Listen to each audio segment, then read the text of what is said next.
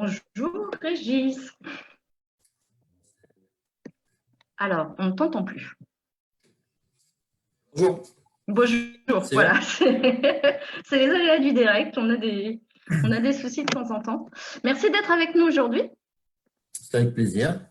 Tu es le premier père qui accepte de témoigner pour nous en live.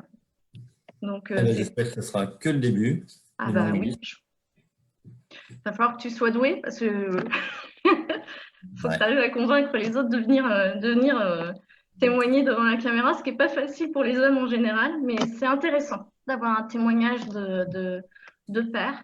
Donc, dans la série du polyhandicap, parce que souvent avec les maladies rares, il y a des polyhandicaps, on t'a fait intervenir parce que on voulait quelqu'un qui vit depuis longtemps avec le polyhandicap de son enfant, un père, qui explique à des jeunes pères qui découvrent que le polyhandicap va faire partie de leur vie. Comment c'est arrivé dans ta vie? Comment tu t'en es sorti? Est-ce que c'est compliqué? Est-ce qu'on peut avoir une vie? Enfin, disons les choses clairement, c'est ça que beaucoup de gens se posent. Euh, j'ai envie de te poser la question, c'est déjà, comment le polyhandicap est arrivé dans ta vie? Est-ce que tu peux nous expliquer et puis quelles ont été tes réactions? D'accord. Donc, bon, pour resituer le contexte, voilà, je suis papa de 3 enfants, j'ai 53 ans et donc le polyhandicap est arrivé dans notre vie avec notre fils aîné qui, à 6 mois, a été détecté comme ayant des difficultés de motricité. Et donc, après un IRM, le diagnostic est tombé. Ça a été la première grosse claque qu'on peut avoir quand on est papa par rapport au handicap. C'est le diagnostic des médecins qui, avec leur tact habituel, disent tout simplement votre fils a une partie du cerveau qui ne se développe pas et donc il sera handicapé. Donc c'est un mot qu'on connaît mais sur lequel on a du mal à poser des réalités. Et donc il ne parlera pas, il ne marchera pas et il ne bougera pas. Voilà. Ça a été la première grosse claque quand on est parent d'un enfant comme le petit Stéphane, qu'il faut déjà accuser le coup et prendre cette claque. C'est la première grosse difficulté. On se retrouve tout seul, entre guillemets, mais en couple, tout seul face à ça, face à soi-même, face à sa culpabilité, parce que c'est le premier sentiment aussi qui ronge, le sentiment de culpabilité, d'injustice. Qu'est-ce qui m'arrive? Qu'est-ce que j'ai fait pour mériter ça? Et donc, qu'est-ce que j'ai pas bien fait? Voilà, donc toute la démarche, c'est ce long travail d'acceptation de ce qui arrive. Et c'est la première étape qu'il faut passer pour aller plus loin. Et toi, tu m'as dit à un moment, quand on préparait l'entretien, que ce n'était pas la première fois, en fait, par rapport à d'autres, que tu côtoyais le handicap. Tu l'avais côtoyé dans ta jeunesse auparavant, et même tu en avais discuté avec ton épouse à un moment parce que vous aviez envisagé que potentiellement vous pourriez avoir des enfants polyhandicapés. Enfin, pas Oui. polyhandicapés, handicapés tout court, on ne voit pas le Et polyhandicap. voilà. On avait envisagé, alors on s'est marié assez tard, hein, donc on avait envisagé le fait de rencontrer des difficultés comme d'autres, et notamment vis-à-vis des enfants. Donc c'est une chose qu'on avait déjà abordée en couple, donc qui nous a permis aussi de quelques repères communs pour pouvoir avancer. Et puis personnellement, moi j'ai fait, quand j'étais plus jeune, j'ai fait pas mal d'accompagnement de personnes handicapées ou de personnes âgées dans les maisons de retraite, mais surtout de personnes handicapées. Au cours de pèlerinage, donc, à Lourdes, pendant lequel je passais une semaine à donner mes bras et mon énergie au service de personnes handicapées pour les accompagner dans un pèlerinage diocésain. Et donc, ça a été ma première expérience au contact avec le handicap, avec la difficulté de l'autre. Ça m'a probablement aidé, même si ça ne résout pas tout, mais ça m'a probablement aidé. On n'a pas tous les mêmes réactions quand on rencontre, enfin, quand on est face au handicap d'un proche. Mais effectivement, ça m'a aidé d'une certaine manière à ne pas, comment dire, à ne pas tout voir en noir. C'est-à-dire que moi, j'ai vu des choses très belles au contact de personnes qui avaient des difficultés qu'on n'imagine même pas. Et donc, ça laissait déjà entrouvert une porte vers quelque chose de possible.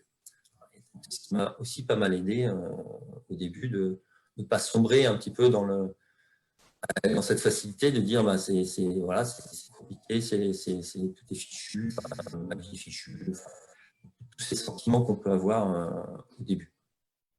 De cette période où tu encadrais des personnes handicapées, bon, pas que, mais que il y en avait, est-ce que tu as appris un savoir-être, quelque chose qui t'a aidé?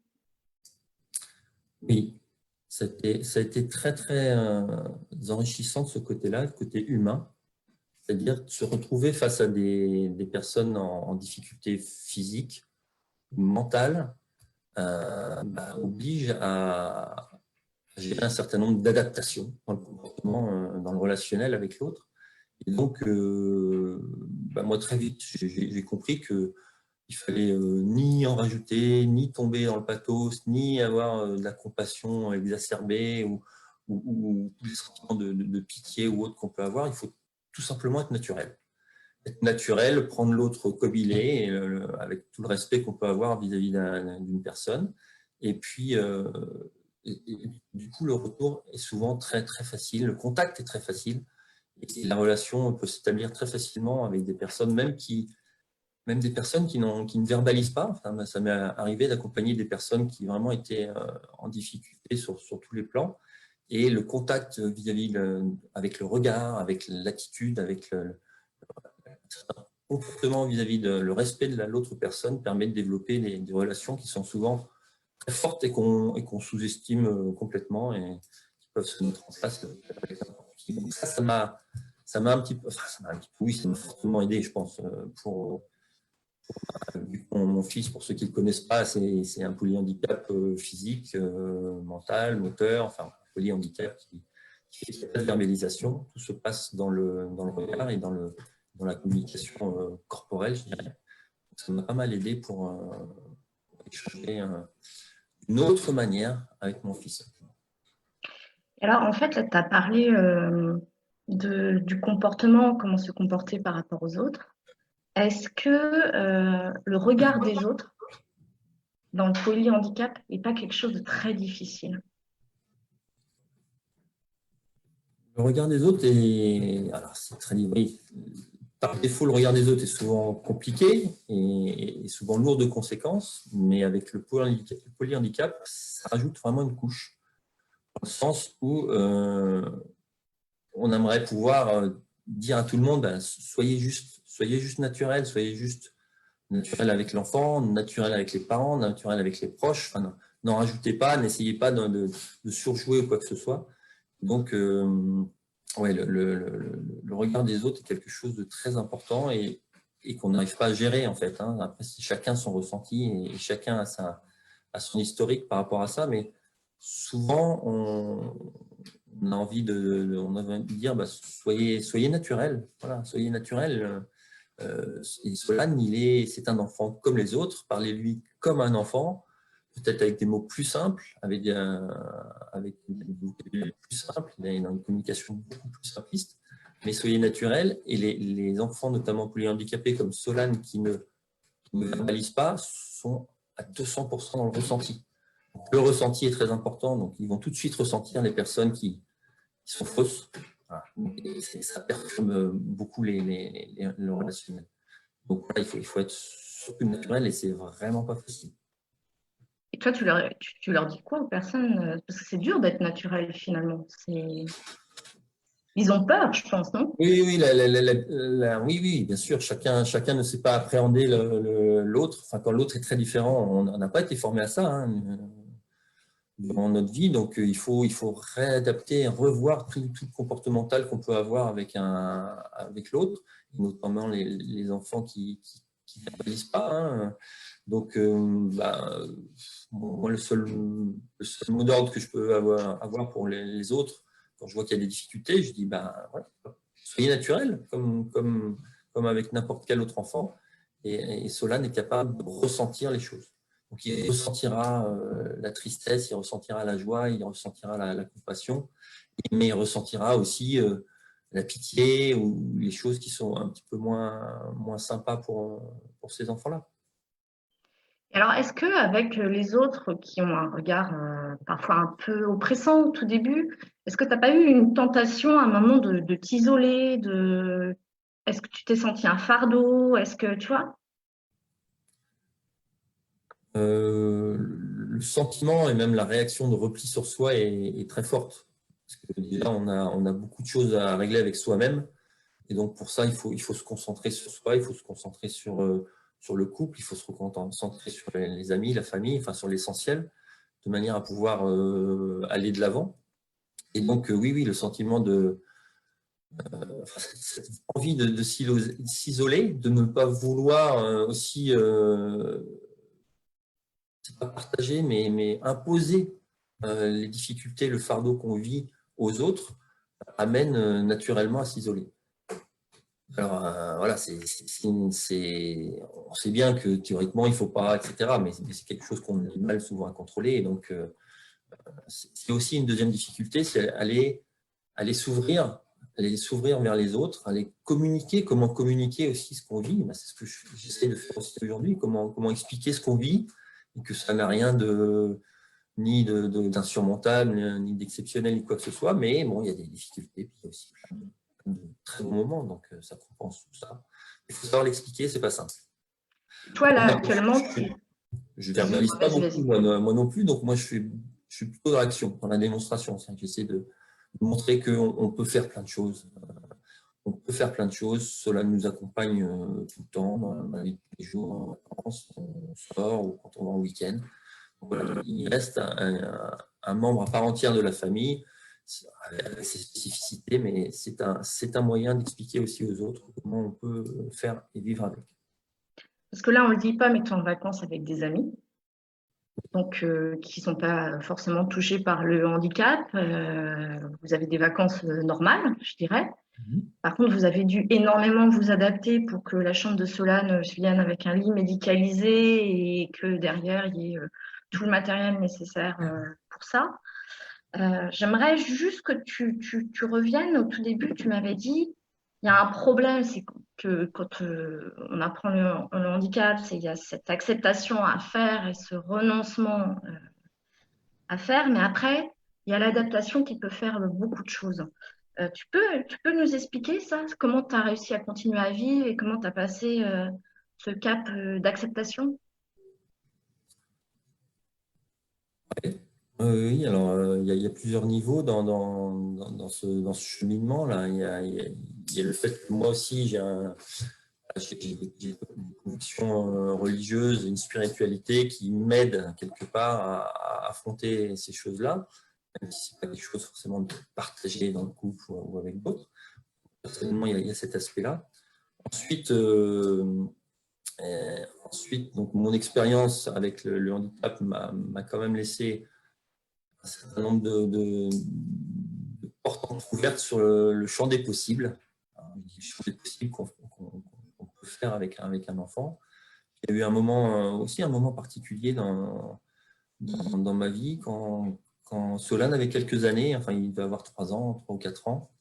À l'époque, c'était encore un bébé, alors c'est très facile à gérer, je dirais, quand l'enfant est très petit, parce qu'il est peu différent d'un autre enfant, si ce n'est qu'il a moins de motricité, mais voilà, les bébés, ils ne parlent pas, on les nourrit, on prend soin d'eux, on les porte.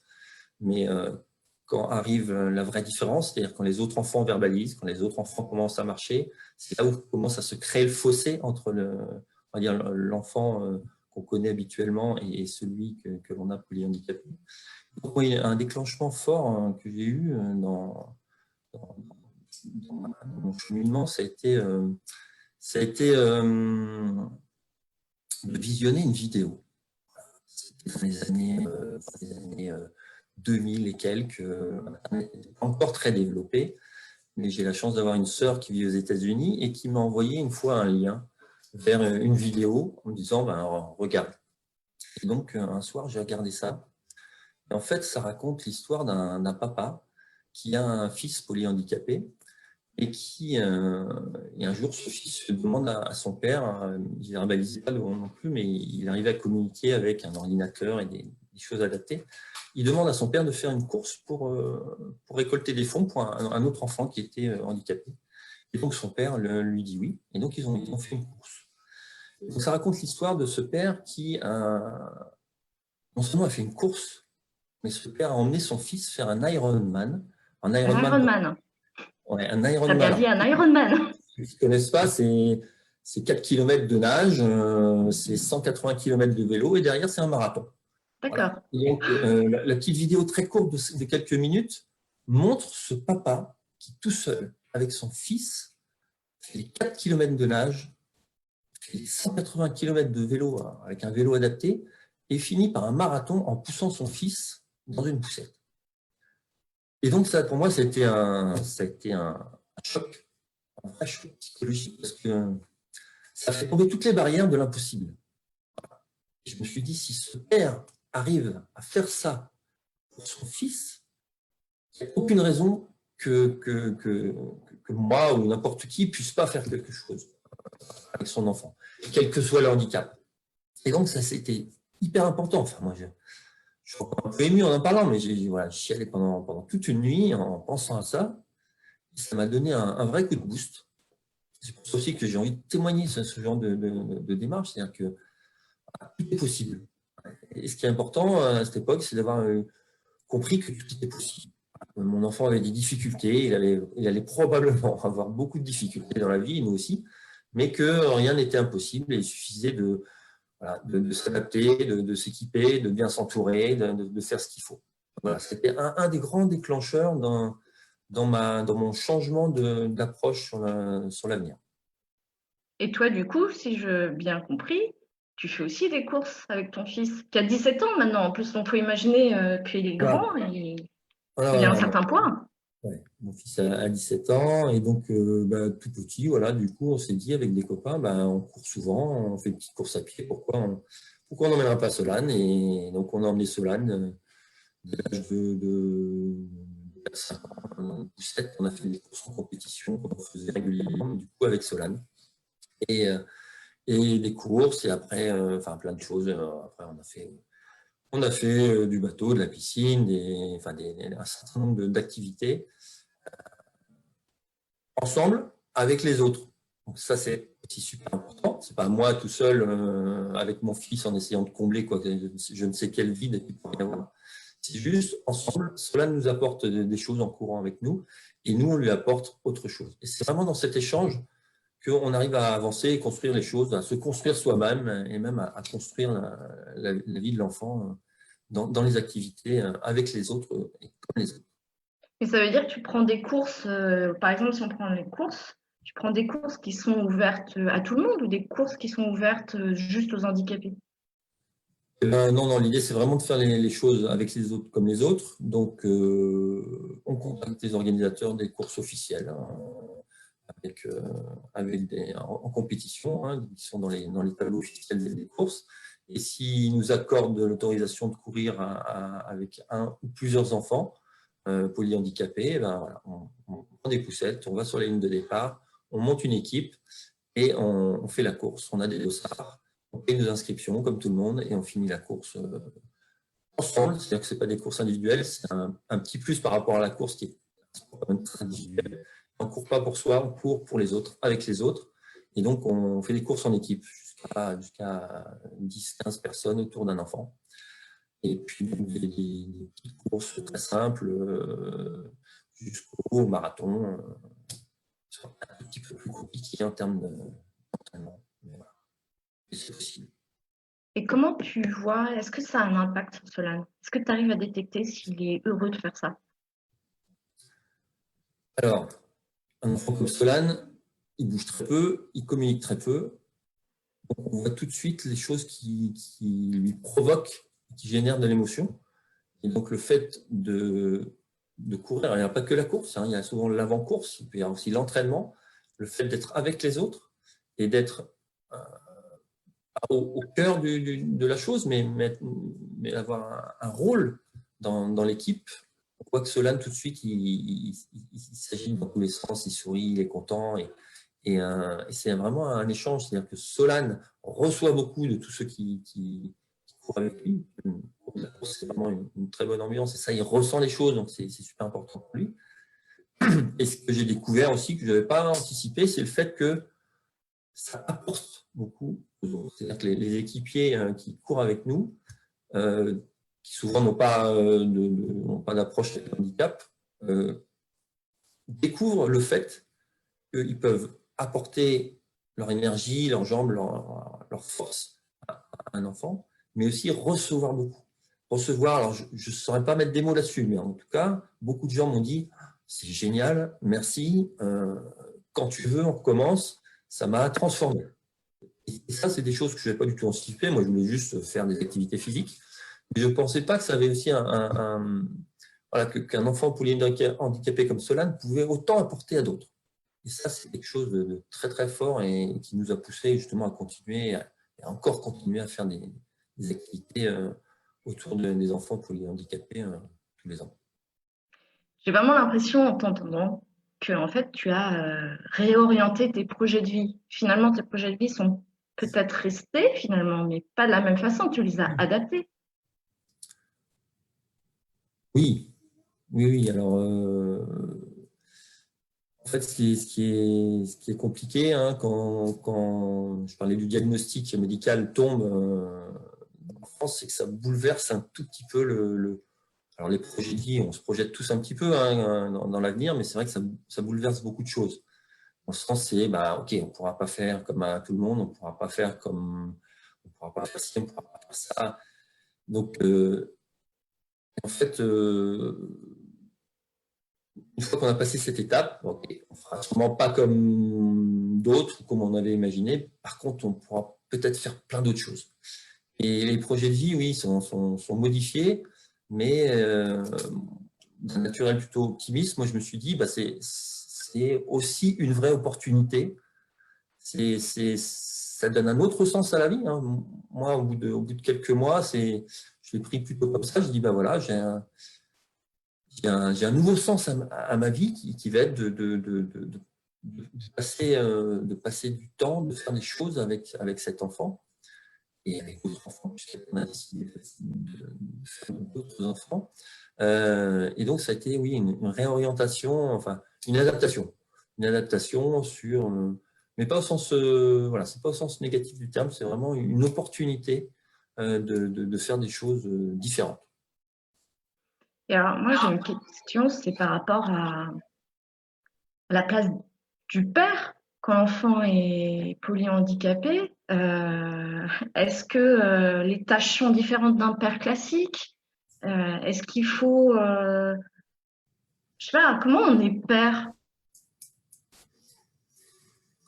d'un enfant polyhandicapé? Quand l'enfant est C'est petit, clair c'est que si t'es facile. le père macho, t'es mort, quoi. J'ai pas entendu, Ouais. excuse-moi. Ah oui, oui, non, il faut oui, oui, quelque part, il y a quand même ce lourd bagage culturel du papa qu'il faut réussir à surmonter, même si ça ne fasse pas surmonter, c'est adapter. Donc oui, moi, en fait, quand l'enfant est petit, c'est facile, c'est comme tous les autres enfants, il est 100% dépendant, donc il faut le nourrir, le changer, s'en occuper, le faire dormir, etc. Et puis après, la difficulté, c'est que l'enfant reste dépendant. Contrairement aux autres enfants qui gagnent en autonomie, qui apprennent et voilà, on les porte tout au long de notre vie pour être autonome et indépendant. Un enfant polyhandicapé, il faut le porter, enfin on peut pas l'amener à cette indépendance, il faut en permanence rester comme enfin, prendre des décisions pour lui. Donc en permanence, et c'est ça qui est difficile et encore peut-être plus en tant que papa, c'est qu'il faut faire des choix, prendre des décisions tous les jours pour le bien-être de l'enfant qui n'est pas capable de prendre des décisions. Alors souvent, c'est des décisions de couple, hein, bien sûr, c'est super important, mais il y a aussi des décisions de père, comme n'importe quel père prendrait une décision pour des choix techniques, pour des choix culturels, pour des choix de soins même, hein, pour des choix d'environnement. Et donc, on a une lourde responsabilité en tant que papa, naturellement, c'est mon ressenti, hein, mais voilà, le papa, cette image de père protecteur, enfin, je ne vais pas faire l'historique de l'image un peu macho qu'on peut avoir culturellement parlant. Mais il faut continuer et transposer ça à un enfant polyhandicapé et dépasser ça, c'est-à-dire que voilà, il faut savoir faire preuve d'humanité, il faut savoir se remettre en cause, il faut savoir ne pas jouer les mâles dominants. Enfin, ouais, le rôle du papa est un peu plus compliqué, mais il faut vraiment l'adapter, quoi. Et le papa a un rôle très important dans la cellule familiale avec un enfant polyhandicapé. En plus, il faut, je disais, prendre tous les jours des décisions à la place de l'enfant, chose qu'on n'est plus censé faire à partir d'un certain âge pour les autres enfants. Et là, tous les jours, il faut prendre des décisions, donc seul ou en couple ou en famille, et ça, c'est ça qui est assez lourd aussi sur les épaules du papa, qui porte cette responsabilité de chef de famille, mais quelque part, c'est ça qui est derrière. J'exprime ça. En fait, ça veut dire, tu l'as un peu évoqué, que en fait, tu vas aller sur des tâches que tu faisais au tout début quand il était bébé, mais que concrètement, souvent on dit que c'est pour les femmes. Là, tu vas y aller. J'ai eu un peu un moment l'impression que tu disais ça, j'avais peut-être tort, mais que par exemple des tâches comme s'occuper de lui, le porter, l'emmener au bain et tout ça, bah, tu vas le faire, mais à ta façon. J'ai pas peut-être pas bien compris, c'est ça ou pas? Si, bien sûr, il y a ça. Enfin, le fait d'avoir un enfant comme Solane impose un certain nombre de contraintes organisationnelles, d'intendance, etc. Donc, ça oblige de gérer au plus près, en famille, en couple, même avec ses sœurs, l'organisation de tous les jours. Et donc, cette notion qu'on pourrait...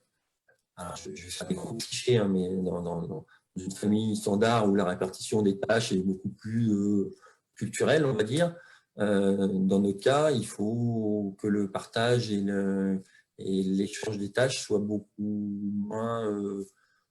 enfin, la frontière est beaucoup moins forte. Il y a plein de choses à faire et donc il faut absolument que tout le monde s'y colle, le papa y compris, dans toutes les tâches.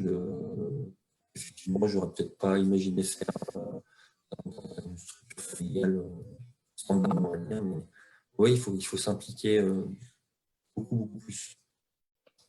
Mais par contre, tu me disais à un moment qu'il y avait quand même des tâches très masculines qui restaient. C'était, ben, ok, tu allais adapter par exemple le fauteuil de Solane ou le côté bricolo est toujours là quand même. Hein. Oui. Mais ça, c'est lié à mon historique. C'est lié à mon historique qui fait que moi, j'ai beaucoup bricolé avec mon papa quand j'étais jeune. Et donc, devant n'importe quelle difficulté, on va dire, pratique, j'essayais tout de suite d'adapter, trouver une solution et j'adore ça.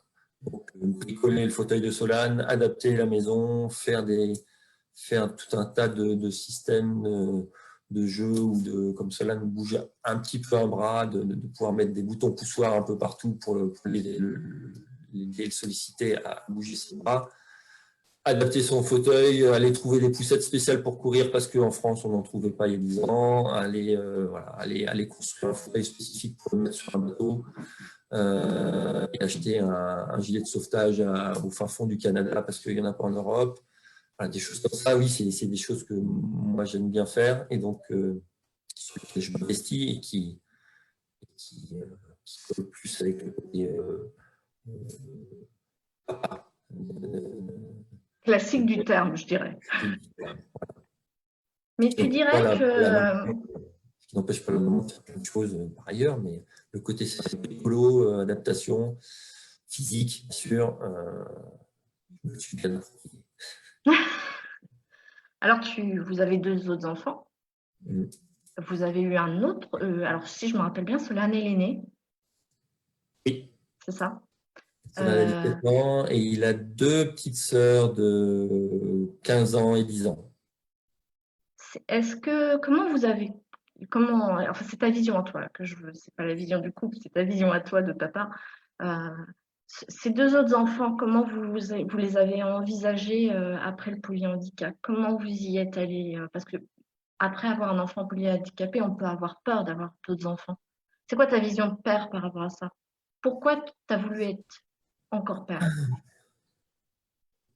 Alors, déjà, il y avait la démarche de couple hein, avant d'avoir Solane. On était déjà d'accord pour avoir plusieurs enfants. Et moi, c'est ma volonté. Voilà, je viens d'une famille de 4 enfants. Donc, pour moi, ça fait partie du schéma de vie que j'avais envie d'avoir plusieurs enfants. Quand Solane est arrivé, très vite s'est posé la question, enfin, pour moi en tout cas, de quid de faire un enfant. Et puis, comme comme on a évoqué tout à l'heure, on avait déjà discuté avant de se marier, comme on s'est marié un peu tard, on s'est dit, il y a toujours forcément plus de risques hein, quand on a des enfants plus âgés. Et donc, on s'était dit, voilà, s'il y a des difficultés, on essaie de ne pas s'arrêter là et on continue. Et si on peut avoir d'autres enfants, on fera d'autres enfants. Et donc, après Solane, après avoir fait les vérifications, on va dire, classiques pour voir s'il n'y avait pas d'une incompatibilité génétique ou des choses qui nous empêcheraient d'avoir d'autres enfants, on a très vite décidé d'avoir un autre enfant. Donc, et puis une troisième, quelques années plus tard. Donc, l'idée pour moi, c'était aussi de limiter le risque d'enfermement, de ne pas trop construire une bulle autour de l'enfant polyhandicapé, dans le couple ou même en famille, mais de pouvoir aussi garder cette richesse qu'ils peuvent apporter d'autres enfants, en étant bien conscient que ça ne va pas être simple. Ouais. Bon, puisque c'était un choix, donc on a décidé d'avoir d'autres enfants, on savait que ça serait compliqué, mais c'était une volonté de pouvoir aussi offrir à Solane le fait d'avoir un petit frère ou une petite sœur, et ça nous paraissait très important pour lui, pour nous, pour nous. Et donc, elles sont nées, enfin, oui, elles sont nées, deux derrière. Et du coup, comment toi, tu te comportes en tant que père avec elles? Par Euh, rapport aussi, comment tu te positionnes par rapport à Solane, par rapport à elle, tu vois? oui. Là, c'est pas simple. C'est une vraie difficulté parce que Solane, on pourrait y consacrer 100% de notre temps si on voulait. Et encore, même 100% de notre temps ne suffirait pas et suffit pas. Hein. On est obligé de faire appel à des professionnels si on veut, entre guillemets, garder, nous, de notre côté, une vie professionnelle. Vis-à-vis de ses sœurs, il faut faire des choix. C'est-à-dire qu'on on peut pas passer tout notre temps avec Solane, on ne peut pas passer tout notre temps avec ses sœurs, donc il faut faire le compromis, il faut faire des sacrifices.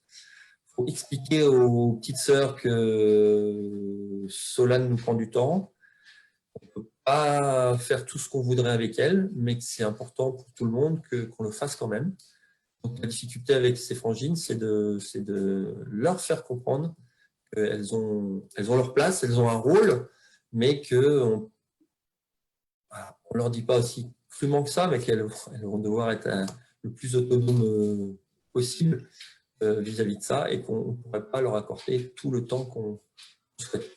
Ça n'empêche pas hein, d'apporter l'essentiel, c'est-à-dire l'amour et il n'y a pas de différence entre les enfants. Mais c'est vrai que techniquement et matériellement, fortiori, c'est différent. Après, les sœurs le vivent bien, elles ne nous le reprochent pas. Et elles comprennent plutôt bien les choses, même si, comme tous les enfants, elles ont des moments de difficulté par rapport à ça, mais voilà, ça se passe plutôt bien. Et tu fais comment quand elles ont des difficultés? C'est facile de percevoir ça quand Solane est là et tu es en t'occupant de Solane, au moment où tu t'occupes de Solane, comment elles arrivent à te dire qu'elles ont des difficultés? Comment tu le perçois? Euh,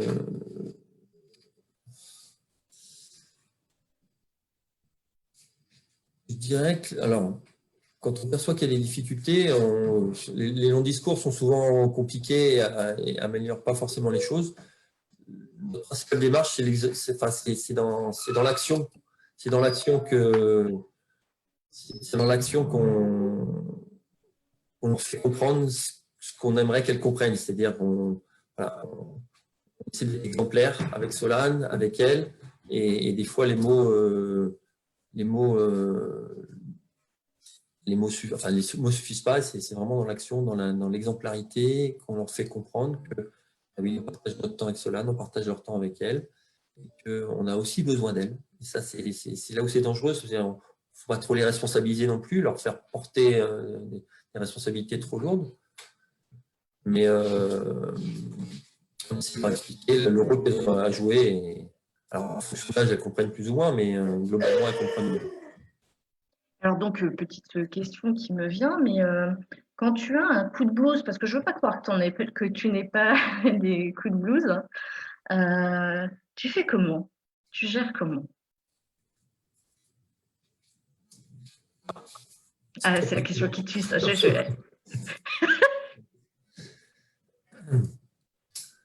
Les coups de blues, bah oui, comme tout le monde, hein, j'en ai surtout sur tous les sujets. Et au sujet de Solane, bah, ça arrive aussi.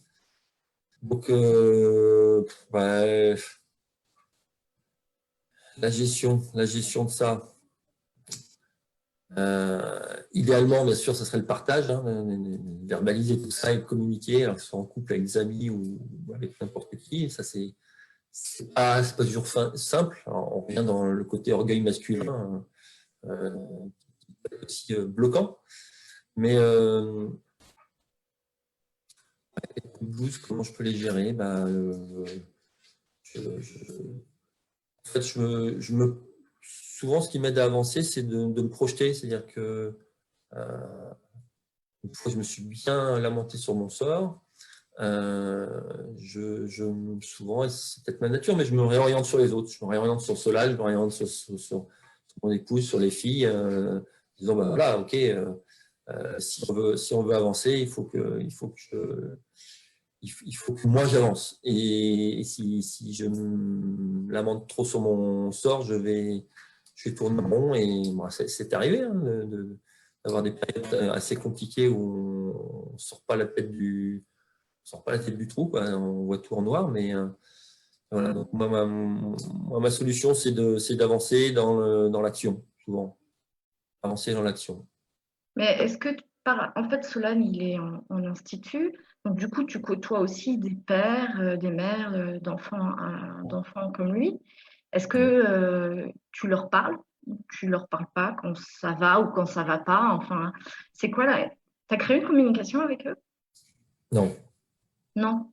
Non, je pense, enfin, ça n'empêche pas qu'on ait des contacts avec d'autres, enfin, que j'ai des contacts avec d'autres papas, mais c'est vrai qu'on aborde très peu les sujets un peu plus perso, intimes sur la relation avec l'enfant. Ça nous arrange probablement bien, mais on est pris dans la tourmente du quotidien et du matériel, donc on ne s'impose pas ces temps de réflexion, ces temps de partage. Donc non, c'est probablement un manque aussi, hein, ça manque quelque part d'échanger avec d'autres personnes dans une relation de confiance et d'échanger ses ressentis et ses états d'âme. Mais c'est vrai que Tu crois que c'est une question culturelle, ça, ou c'est un truc très masculin? C'est hyper classique bah, forcément très, très masculin. Parce que même quand il n'y a pas de problème particulier avec les enfants, les états d'âme entre garçons, c'est pas le premier sujet qu'on va aborder. Mais encore plus dans le cas d'un enfant qui apporte beaucoup d'autres différences. Donc, oui, c'est avant tout très masculin, de mon point de vue. Probablement culturel aussi, parce que, comme on disait tout à l'heure, on a très vite, pas envie, mais on se réfugie très vite dans une certaine bulle, hein, dans un certain isolement. On a besoin d'être fort, on a besoin de montrer qu'on est fort, on a besoin voilà, de rester debout dans cette petite tempête qu'on subit. Et donc, on se laisse aussi peu aller, de mon point de vue, hein, on se laisse peu aller à l'abandon, à l'échange, au partage de ces choses, au partage de ces différents poids qu'on peut porter intérieurement. C'est vrai. C'est probablement un manque quelque part. Ouais, si c'était, bah déjà, tu sais, ça me fait plaisir que tu dises ça parce que j'aimerais que beaucoup de mères entendent ça, parce que souvent, on croit que le père ne ressent rien, mais si, il ressent, mais il l'exprime pas de la même façon. Donc, c'est important que tu le dises ça. Souvent, Mmh. on croit qu'il n'y a pas d'émotion ou il n'y a pas de douleur ou qu'il n'y a pas, mais si, il y a, mais c'est réglé d'une façon différente. Et ça, C'est probablement encore plus enfoui derrière la carapace masculine que pour d'autres personnes, pour les épouses ou les mamans de manière générale. Oui, c'est culturel, forcément, mais aussi personnel, je pense, fortement. Et alors, moi, tu sais, je t'ai dit que tu étais le premier père à témoigner en live et j'en suis très contente, mais j'ai déjà eu des pères au téléphone ou en témoignage ou que j'ai rencontrés quand j'étais à l'hôpital avec mes proches. Il y a quand même quelque chose qui m'avait marqué, et je sais pas aussi si c'est culturel, c'était la notion de l'impact de la maladie sur leur travail, qui semblait beaucoup plus important que pour les femmes. T'en penses quoi de ça? Alors, l'impact. Euh, c'est compliqué, hein, parce qu'effectivement, euh, la relation avec les autres est compliquée de manière générale, donc avec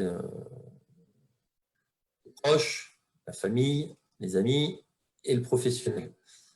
Alors, je pense que chacun a une approche très différente hein, dans son histoire professionnelle par rapport à ça, mais oui, professionnellement, moi, ça a toujours été quelque chose. Je n'ai pas caché le fait d'avoir un enfant pour un handicapé, mais je ne voulais pas que ça impacte plus que ça. Donc, voilà, ça n'a pas été non plus un étendard pour quelque revendication que ce soit, mais voilà, ceux qui. En fait, ça dépend beaucoup de l'autre, et que ce soit au niveau professionnel ou personnel, si on sent que la personne en face de soi est capable d'entendre des choses sans qu'il y ait derrière des jugements de valeur, ou des préjugés ou un impact sur la considération vis-à-vis de soi, on va être à même à s'ouvrir, à parler des choses. Mais bien souvent, dans le monde professionnel, on n'a pas trop le temps, enfin, ça c'est mon vécu, de s'épancher sur sa vie personnelle d'une manière générale, et encore moins quand dans sa vie personnelle, on rencontre la difficulté du polyhandicap. Alors, ça n'empêche pas qu'il y a eu, moi ça dépend de sa position, enfin, je n'ai pas vraiment mon historique professionnel, mais ça dépend aussi de sa position professionnelle. Je veux dire, en fonction de ses responsabilités ou des relations qu'on peut avoir avec ses collègues, on sera plus ou moins amené à parler de ses difficultés perso par rapport à ça. Mais quelque part, oui, on doit c'est pas masqué, mais c'est pas quelque chose. Enfin, en tout cas, personnellement, j'ai jamais mis en avant ça. Euh, et est-ce que c'est pour limiter un impact? J'en sais rien. Non. Peut-être au début du parcours professionnel, ça peut limiter, mais une fois qu'on a suffisamment d'expérience et, qu'on sait les revendiquer, ça a moins d'impact. Mais ouais, peut-être, en tout cas, si je compare par rapport à mon épouse, qui non seulement ça a eu un impact fort, mais elle s'est carrément réorientée professionnellement pour aller sur les sujets du handicap et des maladies rares. Moi, ça n'a pas trop changé ma trajectoire professionnelle, en tout cas dans ce que j'avais envie de faire. Donc oui, je pense que c'est un impact, mais ça va dépendre un peu de chacun. En fait, ça n'a pas eu d'impact quand il y a eu des gros coups de fatigue, des gros coups de... Non, Non. non. Non, non, non, moi c'est au contraire, enfin, c'est toujours un challenge de réussir à la fois un côté perso et à la fois un côté professionnel. Encore une fois, comme tout le monde, hein, mais avec cette grosse difficulté perso en plus. Donc, c'est de l'organisation avant tout. Hein. Et puis, encore une fois, hein, c'est possible. Donc, il n'y a pas de raison que… Bon, pour les professionnels, ça nous a peut-être limité à certaines époques où on voulait éventuellement s'expatrier ou aller faire des expériences à l'étranger. Enfin, ça limitait notre mobilité du fait qu'on voulait rester proche du système médical qu'on connaissait, en tout cas en région parisienne. Mais sinon, ça n'a pas eu beaucoup plus d'impact pour moi ailleurs. Alors, je voulais changer un petit peu de sujet. À un moment, tu m'avais dit que fallait apprendre, c'est pas que pour les pères, mais c'est en général, il fallait apprendre à ne pas compter sur les autres et trouver ses propres solutions. Tu voulais dire quoi par là? Alors, En organisation, tu m'avais dit. ouais, c'est vrai que ça va être un peu bateau comme élément, mais c'est vrai pour tout le monde. Mais c'est d'autant plus vrai dans le cas du handicap, c'est-à-dire que on a la chance en France d'avoir un très bon environnement, on va dire médical, pour accompagner nos enfants. Par contre, on est peut-être en retard sur un certain nombre de sujets, sans être trop dur, mais je pense que par rapport à d'autres pays, on est en retard sur beaucoup de choses pour accompagner les enfants polyhandicapés. Et donc, ça nous oblige, nous parents, à être d'autant plus dans l'action, l'anticipation et la recherche de solutions. On ne trouvera pas, voilà, on ne trouvera pas sur une étagère quelque part. Les solutions, il faut se les créer soi-même.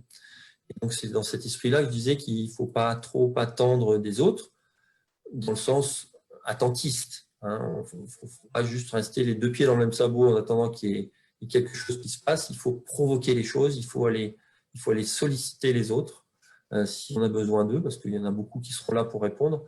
Mais il faut avant tout se prendre en main soi-même et imaginer les solutions par soi-même. Et ça, c'est compliqué parce qu'on est culturellement, encore une fois, habitué dans un système qui est là pour nous aider, que ce soit social, culturel, personnel, qui nous aide dès qu'on a une difficulté. Face au handicap, on va avoir un très bon environnement médical, mais pour tout le reste, c'est un peu le désert. Il faut se prendre en main pour les activités, pour plein de choses, pour les équipements. Donc, il faut… Donc, moi, je me suis toujours mis dans cette démarche de m'aider moi-même d'abord. Ça ne veut pas dire tout faire tout seul, mais enfin, quoique, je suis un peu dans cette logique-là. On me le reproche souvent. Mais, Au moins, tu es honnête. je sais, mais c'est difficile de demander de l'aide parce que c'est compliqué. Hein, c'est compliqué. Je parlais tout à l'heure du fardeau qu'on ne souhaite pas faire porter aux autres. C'est un peu dans la même logique. C'est-à-dire que, et pourtant, les gens sont… Enfin, tous ceux qu'on côtoie sont toujours prêts à nous aider, mais c'est difficile. C'est une question aussi d'amour propre de l'homme, là, quelque part, qui doit demander de l'aide. C'est aussi, quelque part, ça c'est culturel, mais donc, ouais, tout ça qui se mélange. Et donc, moi, j'ai toujours été dans la logique de trouver des solutions, le maximum moi-même. D'où aussi le fait d'avoir monté avec des amis une association pour faire des choses, parce que ça n'existait pas trop dans le sens où on voulait le faire, donc pour aménager les choses, pour aller en vacances, bah, il faut trouver des solutions, il faut Tu fais quoi cette association? C'est une association qui accompagne les enfants polyhandicapés pour faire des activités sportives et notamment la course à pied en compétition principalement. Donc on fait courir des enfants polyhandicapés, comme je racontais tout à l'heure, dans des courses officielles. Mais aussi on fait de la sensibilisation auprès des petits, parce que les petits, enfin autant c'est pas que les petits sont des vraies éponges par rapport à la différence. Ils n'ont pas les barrières sociales que peuvent avoir les autres. À partir de l'adolescence, c'est très compliqué. Les adolescents, ils regardent leur nombril, donc ils ne sont pas très ouverts à la différence. Et puis les adultes, c'est un peu trop tard. Et donc, on va sensibiliser les enfants. Avec Solane, on va les voir. On leur parle du handicap, de la différence, de l'acceptation de l'autre, du vivre ensemble. Toutes ces notions qu'on aimerait bien que tous les enfants aient, mais qui ne sont pas forcément enseignées via le handicap. Donc moi, j'utilise l'angle du handicap pour communiquer avec les enfants sur la différence de Solane, puis leur différence à eux, pour faire exprimer leurs différences et comment ils acceptent ça et comment ils vivent ensemble. Donc, de la communication, enfin de la course, compétition, de la communication. Et puis, c'est une association qui récolte aussi des dons et ça peut nous aider à financer des aides pour les familles ou les centres pour des aménagements spécifiques. L'association s'appelle Solane Dream Team. Solane Dream Team, c'est ça? Dream Team, voilà. Ouais. L'équipe de rêve de Solane ou l'équipe du rêve de Solane. D'accord. C'est impressionnant quand même, hein. Je vois, tu sais que je vois très peu de pères qui sont présidents d'associations. Je trouve que c'est dommage parce que bah, tu vois, tu as conçu l'association sous un angle différent des associations que je vois souvent faites par des femmes. Moi, c'est mon message. Allez-y, faites des associations, les pères. Vous avez beaucoup de choses à apporter. Il y a quand même quelque chose qui me marque. J'ai l'impression que Solane, par son polyhandicap, a fait de toi une meilleure version de toi-même. Je serais vraiment mal placé pour juger de ça. Après, comme je dis souvent, moi, ça m'a apporté une force supplémentaire. C'est indéniable on parlait des coups de blues, etc. de temps en temps. Et j'ai en tête un exemple qui me vient, c'est quand on fait des courses. Et ça, c'est assez marquant. Quand on fait des courses avec les enfants, pour ceux qui font de la course, ils vont comprendre ce que je veux dire. Au bout d'un moment, on a toujours une baisse de régime. Pour les semi-marathons, autour du 17e, pour les 10 km au bout du 8e, etc. Où le corps prend une petite baisse de régime et donc c'est la tête qui doit reprendre le dessus. Et moi, souvent, et les autres me disent que c'est pareil, quand on court avec les enfants, on n'a pas ce coup de barre, plutôt le relais psychologique est décuplé par rapport à l'action qu'on fait pour les enfants. Et du coup, on ne sent plus la fatigue, on se donne et on va jusqu'au bout pour l'équipe et pour l'enfant. Et moi, c'est pareil. Je veux dire, quand j'ai des coups de blues ou quand ça va pas, etc., souvent, je pense aux enfants qu'on accompagne. Je me dis, ok, ça va, mes petits soucis perso, enfin, j'en fais fi très rapidement pour me dire, il y a plus important et je m'autorise mes coups de blues, mais après, je me dis, bon, c'est bon, on va pas y passer non plus la semaine. Il y a des enfants qui ont d'autres difficultés, qui ont besoin de nous, donc en avant. Voilà. Et c'est vrai que le polyhandicap de mon fils a peut-être décuplé cette notion-là. Un jeune papa là, qui découvrirait son enfant est polyhandicapé, tu aurais envie de lui dire quoi?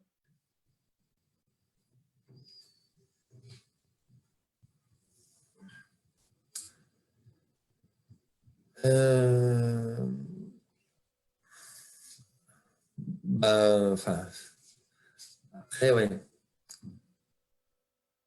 L'idée, c'est d'essayer de faire passer le message au papa que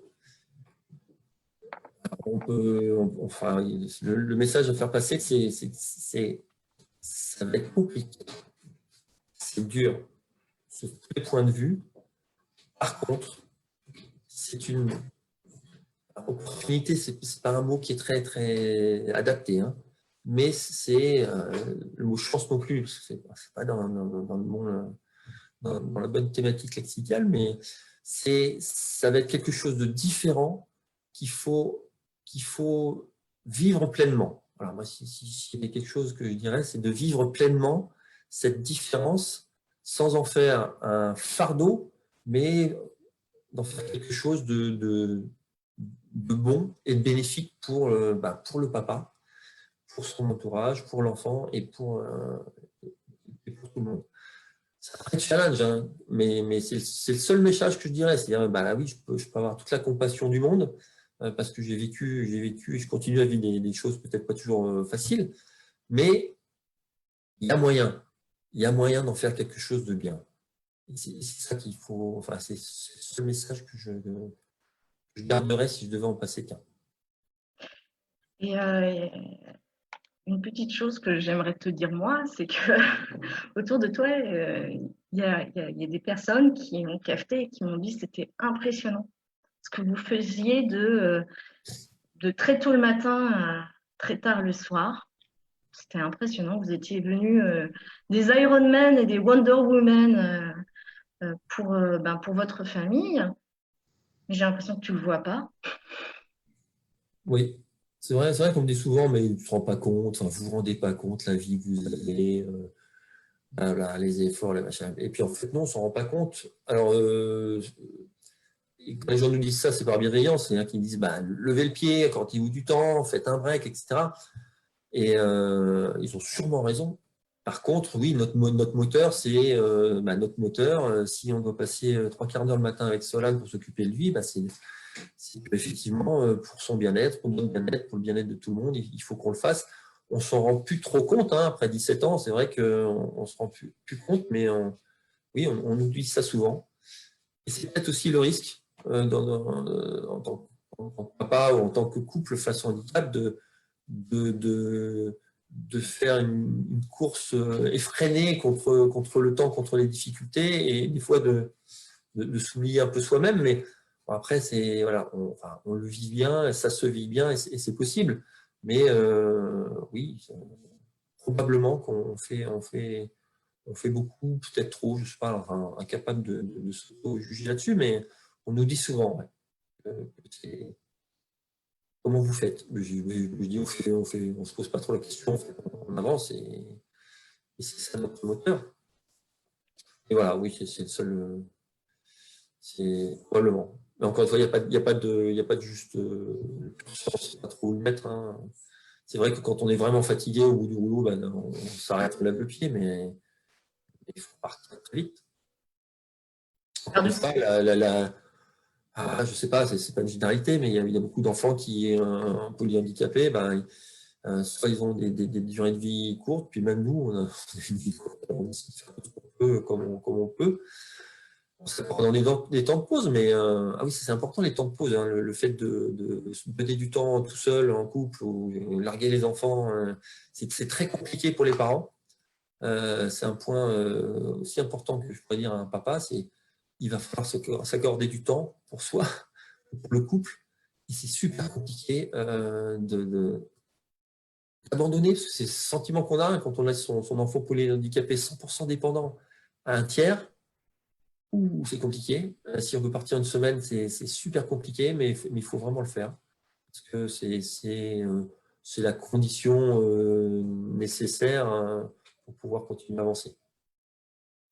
Donc toi, tu t'accordes des temps pour être avec ton épouse, mais est-ce que aussi, parce que souvent on culpabilise les parents là-dessus, est-ce que tu t'accordes des temps pour toi? Est-ce que tu pars par exemple une semaine avec des copains? Est-ce que tu fais ça?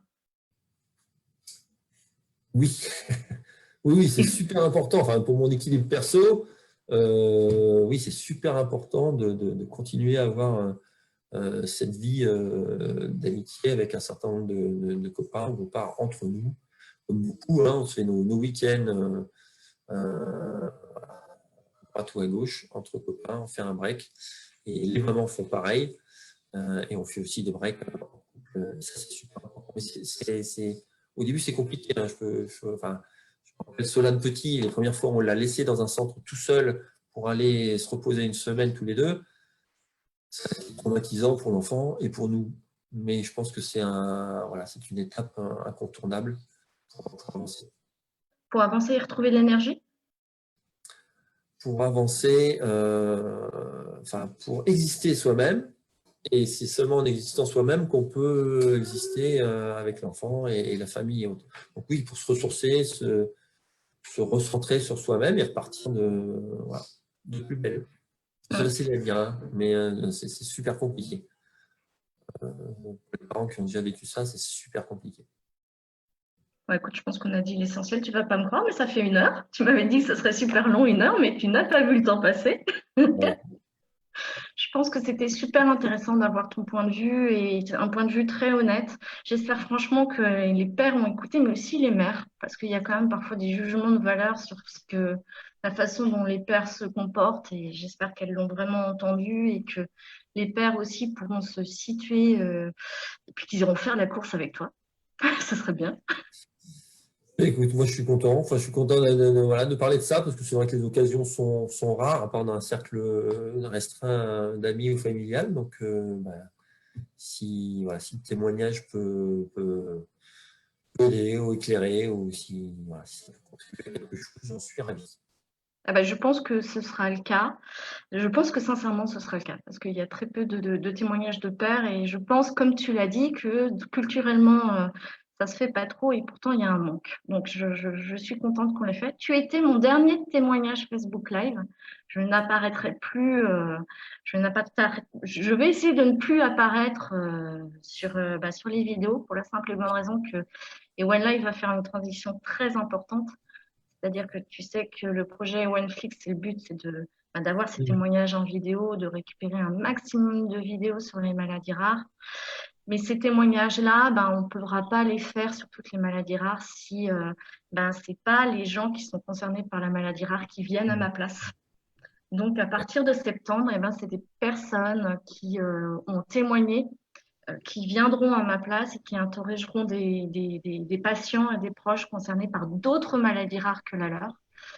Je suis assez contente que ça commence. J'espère que ça va se propager. Donc, en tout cas, merci d'avoir été ma dernière interview. Je tenais à ce que tu le sois. Je voulais absolument que ça soit un père qui soit ma dernière interview. Tu m'as fait un très beau cadeau, en tout cas. Je vais arrêter le Facebook Live maintenant. Je dis au revoir à tout le monde. Ce sera disponible en rediffusion. Et par contre, ce qu'on va faire, c'est, si tu le veux bien, c'est me donner le lien de ton association pour tous les pères qui aimeraient faire de la course en poussette.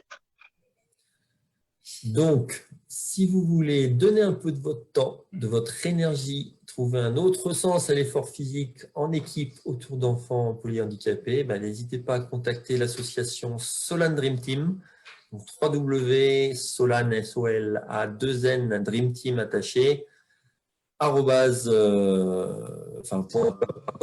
Et donc, sur le site, il y a des liens vers des vidéos, des images, des témoignages, plein de choses. Donc, n'hésitez pas à nous contacter et à nous rejoindre pour faire des belles expériences